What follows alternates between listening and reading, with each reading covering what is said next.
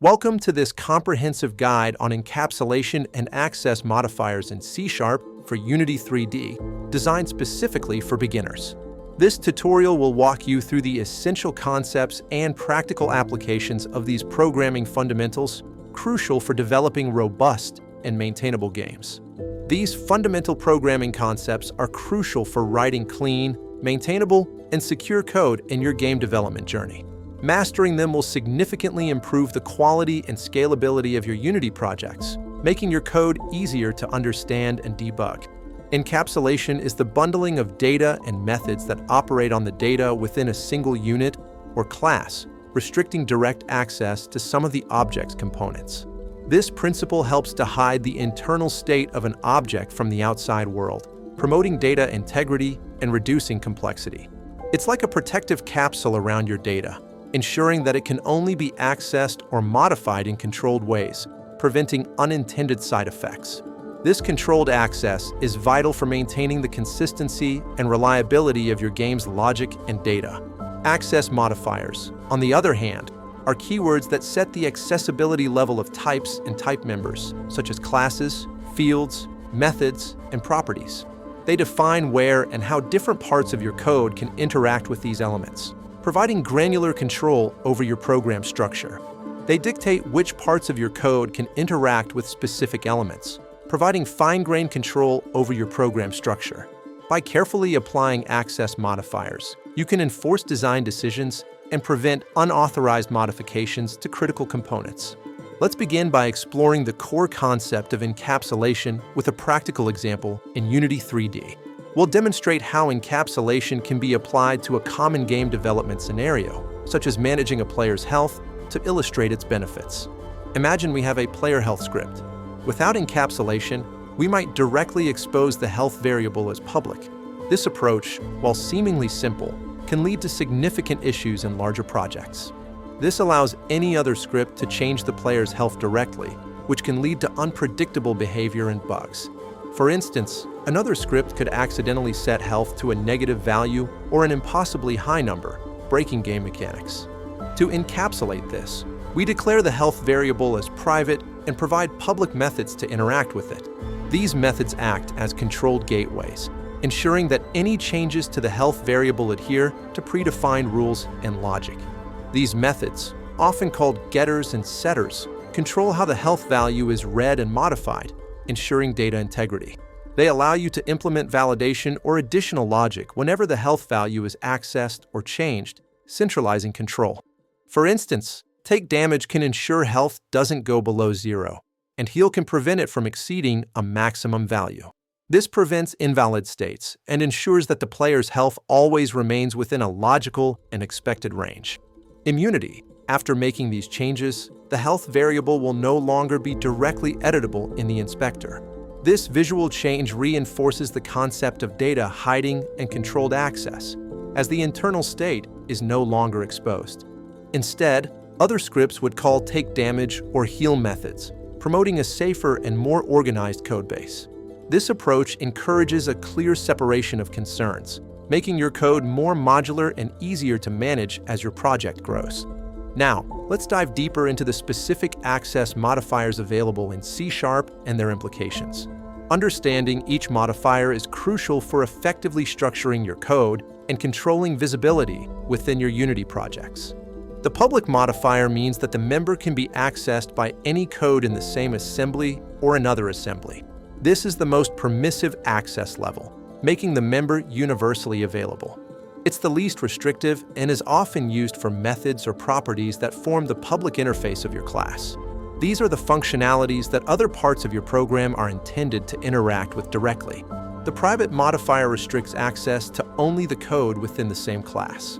This means that no other class or external code can directly access or modify a private member, ensuring its internal integrity. This is the most restrictive modifier and is ideal for internal implementation details that shouldn't be exposed. Using private helps to hide the complexity of an object's inner workings, simplifying its external interface. Next, protected allows access within the same class and by derived classes or subclasses. This modifier is particularly useful in object-oriented programming when you want to allow child classes to interact with certain parent class members while keeping them hidden from unrelated classes. This is particularly useful in inheritance hierarchies where child classes need to interact with parent class members. It provides a balance between private and public access, allowing for controlled extension of functionality. The internal modifier permits access only within the same assembly. An assembly in C# typically corresponds to a single project or a compiled DLL, meaning that internal members are accessible throughout that specific project but not from other projects. If you're building a library or a module, internal can control what parts are exposed to other parts of your project. It's excellent for components that are meant to be shared within a single development unit but not exposed to external consumers. Finally, protected internal allows access within the same assembly or by derived classes in any assembly.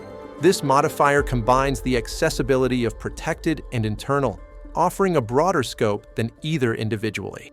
This modifier offers a blend of protected and internal accessibility, providing more flexibility in specific scenarios. It's useful when you want to expose members to derived classes across assemblies, as well as to all classes within the same assembly. Let's see how these modifiers impact our Unity project directly. Understanding their behavior within the Unity editor is crucial for efficient game development and debugging. When a variable is public, it automatically appears in the Unity inspector, allowing designers to adjust values without touching code.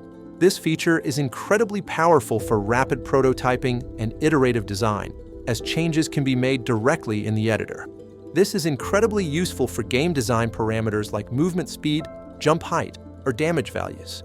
Designers can tweak these parameters in real time, observing the immediate impact on gameplay without requiring a programmer to modify the script. However, private variables are hidden from the inspector by default, reinforcing encapsulation. This ensures that internal data is not accidentally modified by designers, maintaining the integrity of your game's logic. If you need to expose a private field to the inspector for debugging or design purposes without making it public, use the serialize field attribute. This attribute tells Unity to serialize the private field, making it visible and editable in the inspector.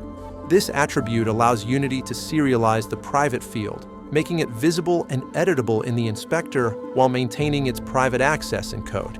It's a perfect solution for balancing encapsulation with the need for editor time configurability. For protected and internal members, their visibility in the inspector is similar to private unless they are also marked with serialize field.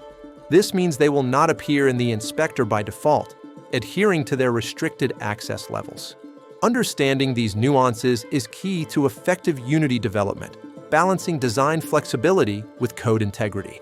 Properly utilizing access modifiers and attributes like serialize field allows you to create a robust and user-friendly development environment. Let's consider some best practices and common pitfalls when working with encapsulation and access modifiers. Adhering to these guidelines will help you write cleaner, more maintainable, and less error-prone code. A good rule of thumb is to make members as private as possible and only increase their accessibility when absolutely necessary. This principle, often called the principle of least privilege, minimizes the surface area for potential bugs and unintended interactions. This principle, known as the principle of least privilege, reduces the chances of unintended modifications and makes your code easier to debug. By restricting access, you create a more predictable and controlled environment for your game's logic. Avoid making everything public just for convenience, as this can lead to a tightly coupled and fragile codebase. A tightly coupled system is difficult to modify and extend, as changes in one part can have unforeseen consequences in many others. Instead, use properties to expose data in a controlled manner. Properties provide a clean and flexible way to access and modify private fields, allowing you to add logic during these operations. Properties allow you to add validation logic or other operations when data is accessed or modified. For example, you can ensure a value is within a specific range or trigger an event whenever a property's value changes, all within the property's accessors. Another common pitfall is forgetting to initialize private fields, especially when they are not exposed in the inspector. Uninitialized fields can lead to null reference exception errors at runtime, which can be challenging to track down. Always ensure your variables have a default value or are initialized in the awake or start methods in Unity. This guarantees that your fields are in a valid state before other scripts attempt to access them, preventing common runtime errors. Remember, good encapsulation and thoughtful use of access modifiers are hallmarks of professional and scalable game development. These practices contribute significantly to creating code that is robust, easy to maintain, and adaptable to future changes. By mastering these concepts, you'll build more robust, flexible, and easier to maintain Unity projects. Your code will be more resilient to errors, simpler to extend, and more collaborative for team environments. Thank you for joining us in this detailed exploration of encapsulation and access modifiers in C# for Unity 3D. We hope this guide has provided you with a solid foundation for applying these crucial programming principles in your game development. Keep practicing these principles, and you'll significantly improve your coding skills and game development workflow. The more you apply encapsulation and access modifiers, the more intuitive and beneficial they will become in your daily coding tasks.